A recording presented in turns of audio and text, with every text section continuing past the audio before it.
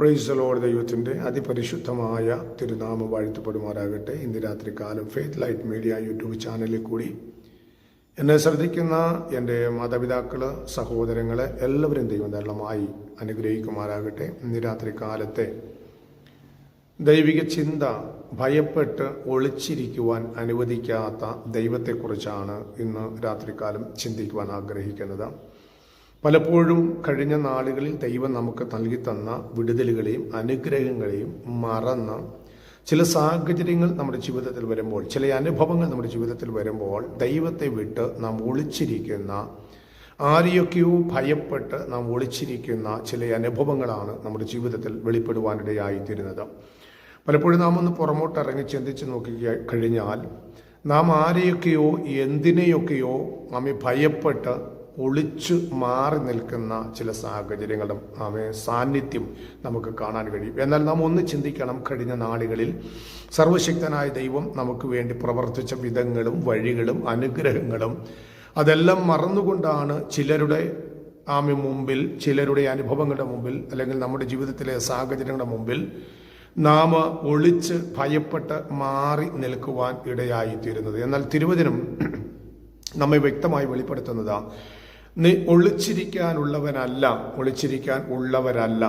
കഴിഞ്ഞ നാളുകളിൽ ദൈവം നൽകി തന്ന നന്മകളെ ഓർത്ത് ദൈവസനയിൽ പ്രത്യാശയുള്ളവരായി വീണ്ടും എഴുന്നേറ്റ് മുന്നോട്ട് പോകാൻ ഉള്ളവരാണ് എന്ന ദൈവാത്മാവ് അവിടെ വെളിപ്പെടുത്തുന്ന ചില വേദഭാഗങ്ങൾ നമുക്ക് കാണാൻ കഴിയുന്നുണ്ട്. ഇവിടെ 1 രാജാക്കന്മാരുടെ പുസ്തകം 19-ാം അധ്യായത്തിൻ്റെ 1-ാം വാക്യം മുതൽ വായിച്ചു വരുമ്പോൾ അവിടെ കാണാൻ കഴിയുന്നുണ്ട്, ഏലിയാവ് ചൂരച്ചെടിയുടെ കീഴിൽ ഒളിച്ചിരിക്കുന്ന ചില അനുഭവങ്ങളെ നമുക്ക് കാണാൻ കഴിയുന്നുണ്ട്. എന്നാൽ ഒളിച്ചിരിക്കുന്ന ഏലിയാവിനോട് തുടർമാനമായുള്ള വാക്യങ്ങൾ വായിച്ചു വരുമ്പോൾ ദൈവാത്മാവ് പറയുന്ന, അല്ലെങ്കിൽ ദൂതനെ വിട്ട് പറയുന്നൊരു കാര്യമുണ്ട്, നീ എഴുന്നേറ്റ് നിനക്ക് ദൂരയാത്ര ചെയ്യാനുണ്ട്. അതുകൊണ്ട് കർത്താവ് കൊടുത്ത കനലിൽ ചുട്ട അടയും ഒക്കെ കഴിച്ച് തൃപ്തി പ്രാപിച്ച് ഇരിക്കാൻ ദൈവാത്മാവോട് വെളിപ്പെടുത്തുന്ന ഒരു സാഹചര്യം നമുക്ക് കാണാൻ കഴിയുന്നുണ്ട്. അപ്പം ദൈവാത്മാവോട് പറയുന്ന കാര്യം, കഴിഞ്ഞ നാളുകളിൽ നീ അനുഭവിച്ച നന്മ അല്ലെങ്കിൽ വിടുതലുകൾ, അതനുഭവിച്ച സ്ഥാനത്തു നിന്ന് ചില സാഹചര്യം വരുമ്പോൾ ദൈവത്തെ മറന്ന് മറ്റുള്ളതിനെ ഭയന്ന് ഒളിച്ചിരിക്കാൻ ഉള്ളവരല്ല നമ്മൾ.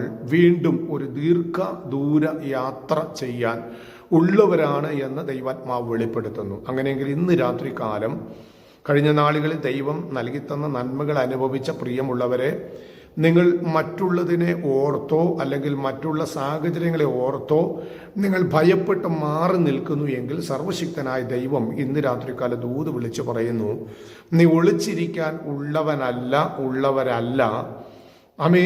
കഴിഞ്ഞ നാളുകളിലെ പോലെ എഴുന്നേറ്റ് ദൂര യാത്ര ചെയ്യാൻ ഉള്ളവരാണ് എന്ന് ദൈവാത്മാവ് വെളിപ്പെടുത്തുന്നു.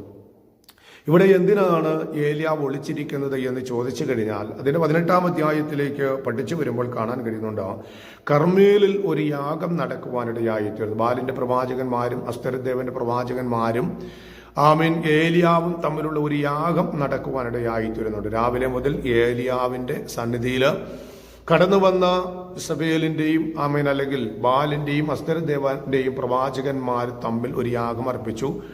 ദൈവം പ്രസാദിക്കാതിരിക്കുമ്പോൾ ഏലിയാവ് ഉച്ചയ്ക്ക് ശേഷം വന്നൊരു യാഗം അർപ്പിക്കുന്ന സാഹചര്യം നമുക്ക് കാണാൻ കഴിയുന്നുണ്ട്. ആ യാഗത്തിൽ ഏലിയാവ് ക്രമീകരിക്കപ്പെടേണ്ടതിനെല്ലാം ക്രമീകരിച്ച് യാഗമർപ്പിക്കുവാനിടയായി തുറന്നതുകൊണ്ട് ഏലിയാവിന്റെ യാഗത്തിൽ ദൈവാത്മാവ് പ്രസാദിച്ചപ്പോൾ അവിടെ നിന്ന് എല്ലാവരും ചിന്തിച്ചു, ഈ ദൈവമാണ് ജീവനുള്ള ദൈവമെന്ന് വിശ്വസിക്കപ്പെടുവാനിടയായി തുറന്നു. എന്നാൽ ഏലിയാവ് ചെയ്തത്, യാഗത്തിൽ ദൈവം പ്രസാദിച്ചു കഴിഞ്ഞപ്പോൾ അവിടെ ഉണ്ടായിരുന്ന പ്രവാചകന്മാരെ എല്ലാം വാൾ കൊണ്ട് കൊല്ലുവാനിടയായി തുറന്നു.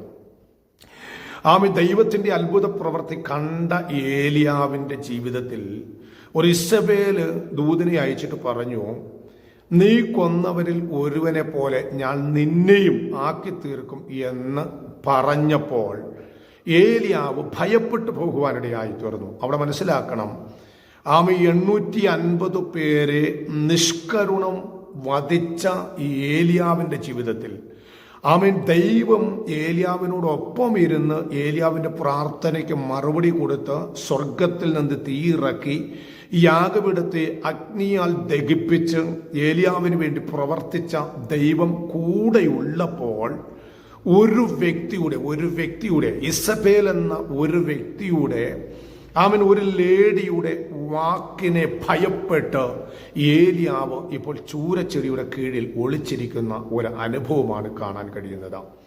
അങ്ങനെയെങ്കിൽ ഇന്ന് രാത്രിക്കാലം ദൂത് വിളിച്ചു പറയാം, ഏലിയാവേ, നീ ഒരു വ്യക്തിയെ ഭയപ്പെട്ട് ഒളിച്ചിരിക്കാൻ ഉള്ളവനല്ല.